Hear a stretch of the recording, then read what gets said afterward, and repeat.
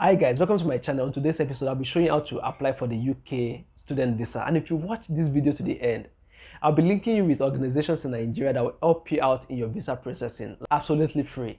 Hi guys, welcome to my channel. On today's episode, I'll be discussing how to process the UK student visa application, A to Z, everything you need to know. Now before I proceed, please kindly subscribe to my channel, click on the notifications icon so that every time I make a new post like this, you'll be the first to get it. You get the notifications telling you I have made a new post. Now, let's get into it. The UK student visa application in Nigeria is pretty, simple if you have every of the documents ready. And if you don't have, I'll be showing you everything you need to process the UK student visa. The first thing is you need your international passport, which is a standard requirement whenever you're traveling abroad. So secondly, you need your 28 days financial statement. Now, this is one of the most important documents that is needed whenever you are traveling or whenever you're applying for the UK visa. It doesn't matter whether it's you are the main sponsor or someone is sponsoring you. You need a 28 days financial statement. Now, the 28 days has to be within the time frame that you are applying for that visa. So, for example, if you're applying for the visa in say October, you need financial statement between say September and October. If you're applying in say April, you need a financial statement between which is March and April. It has to be 28 days minimum. Now, to be on the safe side, it's always better to have probably a longer period, more than 28 days, maybe 30 days or so. And the money has to stay in your account for 28 days. You don't have to touch that money. So for example, if all the money that is required, for example, for the processing is like say 5 million, make sure that 5 million sits in your account for that 28 days. So another document that is required is you need like admission letter from the school that you're applying to. So once you have this admission letter, it is with this that you can now start processing your UK student visa. Without this, it is impossible to process a UK student visa.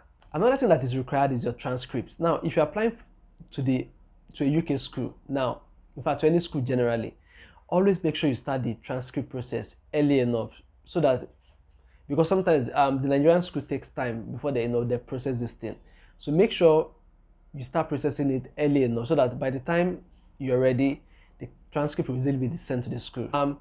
Another thing that is required is the tuberculosis certificate. In order to do this, there are some specific labs that has been approved by the UK embassy. So you need to check out to find those labs to get it started.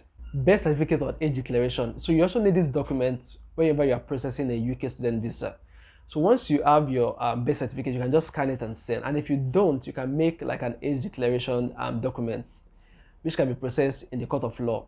And another option is to also visit the Nigerian population census to process like your birth certificate. Another document that is required is the parent or guardian consent. Now it's more like a written note that is addressed to the embassy stating that your parent or your guardian are aware of your travel to the UK for study.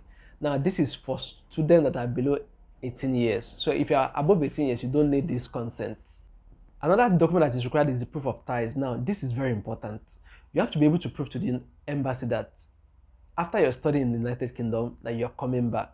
Now, there are several ways to prove this. So, for example, if you have a job in Nigeria before going to the United Kingdom and probably your job is still waiting for you, you could say, oh, I'm only going on a study leave. Now, this is document for my place of work, giving me approval to go for a 2-year study leave. And after that, I'm coming back for my job.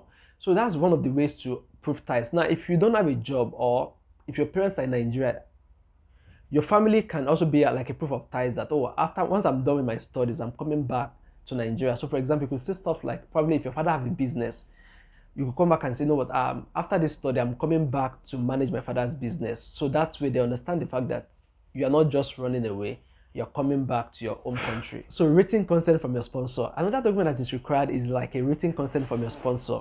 And that if you're not the one sponsoring yourself.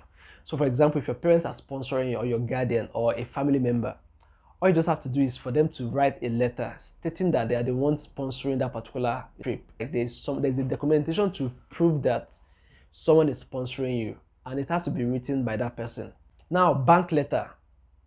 This is another document that is required, and this document is written by the bank. So for example, if you use like any of the Nigerian banks, say a GT Bank, First Bank, any of them, and that is where your proof of fund is. So there have to be a letter from your bank stating that you have a bank account with them, and the money in the said account is real, is legit. So this is also required whenever you are processing the UK student visa. Depending on your course of studies, there might be other documents or required document. Always confirm. It will be stated in your admission letter. So now then, if you're thinking of what's the cost of a UK visa, now a UK student visa usually costs about $504. Now always check back, because sometimes this rate may change. So but as of this moment, the cost for a UK student visa is $504.